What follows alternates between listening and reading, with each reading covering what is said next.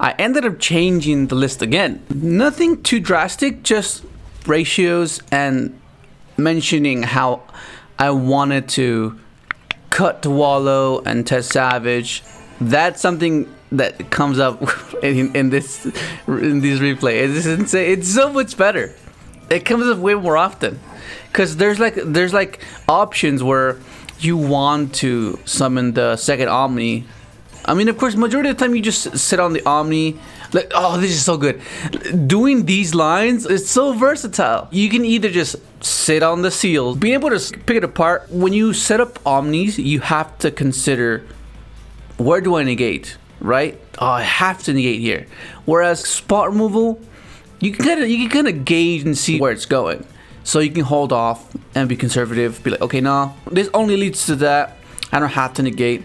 Compared to an Omni, where it'll unravel uncontrollably if you just don't negate that. It's like, oh, okay, it's fine. I'll let that resolve, and I'll just bounce this, and then it'll just mean nothing. Yeah, the Savage comes up here. So good, so good. It comes up way more often in Wallow. Like it's just crazy how it is. And the tactics was huge. This board, with knowing exactly what they had, would be enough. It'd be sufficient. I wouldn't have to guess. I could anticipate correctly throughout his entire turn. I know he had double Rites of Armature, so I'm not going to negate that. I have spot removal within Druid Worm and Branded Beast. You basically like pop 2, which is insane. So he plays off. And at this point, I'm just thinking to myself like, game 2, they go first. My hand's okay. I have combo access. I have Dark Ruler, and I should be fine. This is a pretty strong hand. I have triple Bystial, like, but of course it does nothing against this deck. Before this, I was like, what's he playing? Is it just Adventure Sprite or something? No, but it is just Adventure Sprite. So he has full board basically. And I'm hoping to draw into an Evenly, because an Evenly would just completely destroy this guy. Because if he keeps that token on board, it'll benefit me. I just Dark Ruler him, Evenly he's forced to keep this, and it's over. Yeah? And then I said I draw a second Lubellion, which is not ideal. It's not something I wanted to draw, but I drew it anyway. So I was thinking, like, how can I do this? How do I go around this? Okay, so Dark Ruler's gonna deal with both Omnis. If this is the double cross, he could like just use the effect, even though it'll be negated, just add back to free the zone to then double cross me. We'll see. Go Dark Ruler, Solemn Judgment. I'm like, oh, okay. Him negating this was quite important. Go like that. Eyes back.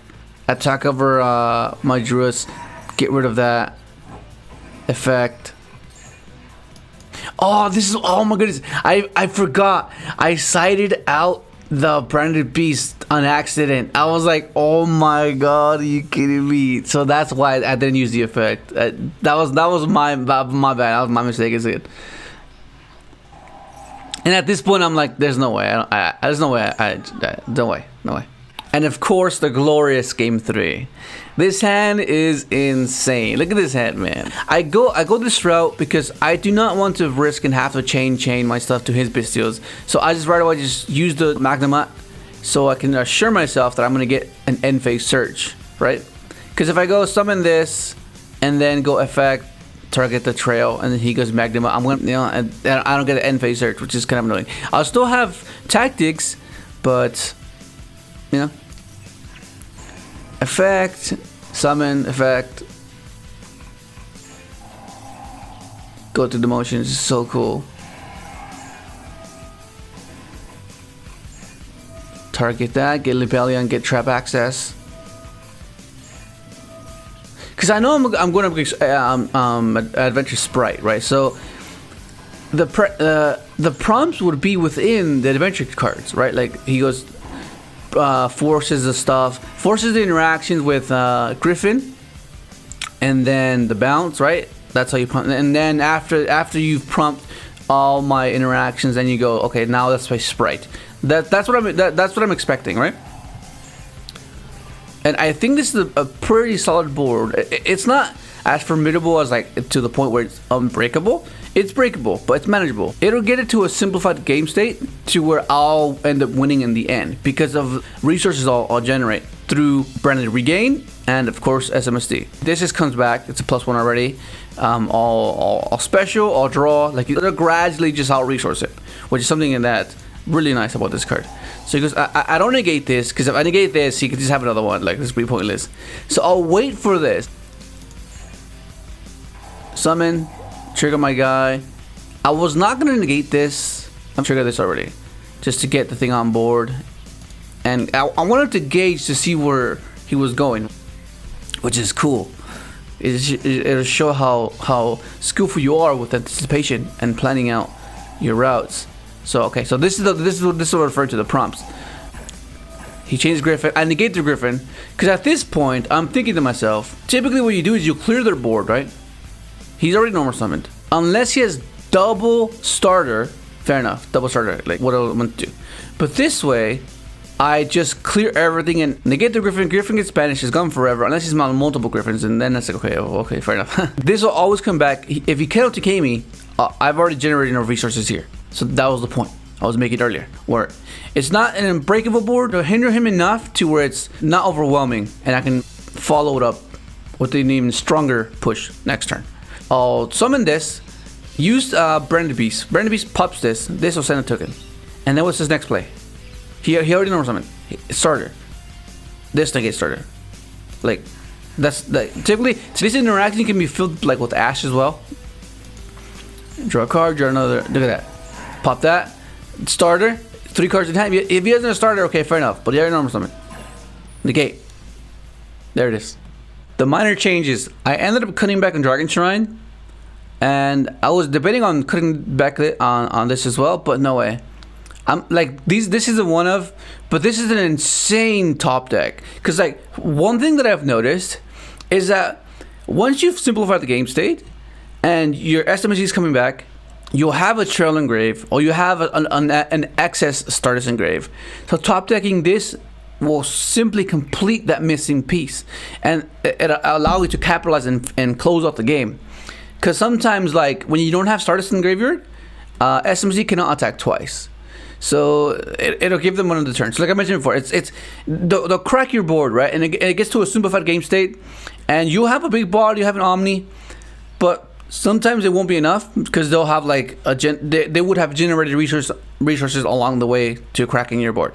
So you need to have enough pushback to seal the deal, and that's why this is better than this maxed out, because you can just special this guy, and then you use this to make a seals, because you would have searched a Bystial with a Magnuma, you know, and then reestablish another board that they would have to play through if you can't OTK them, or just outright win that turn.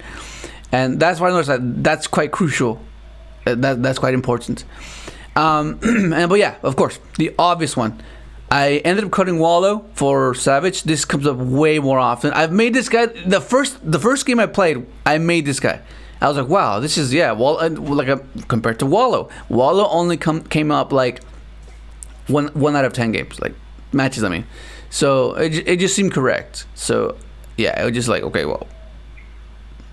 Like it's so much better. Like you have double Omni. Like there's times where you can end on triple Omni. So this, and you have your Branded Beast, and you have the pistol in hand. Like it's just insane. Like it's just so cool.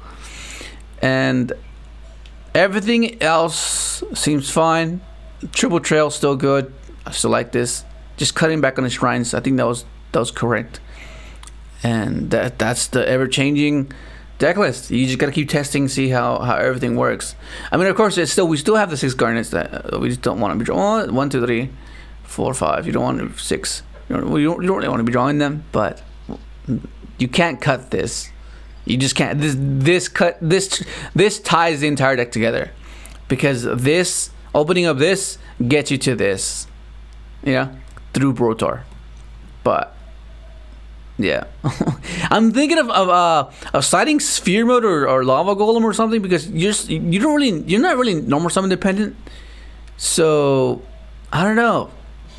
because just lava golem, just go lava golem on a tier board. It's just insane. Like, okay, you shut off everything. Like, you shut off everything. It's just crazy the way that works. But that's me. I'm gonna keep testing it, and yeah, hopefully enjoy the video. Let's subscribe if you haven't, and thanks for watching.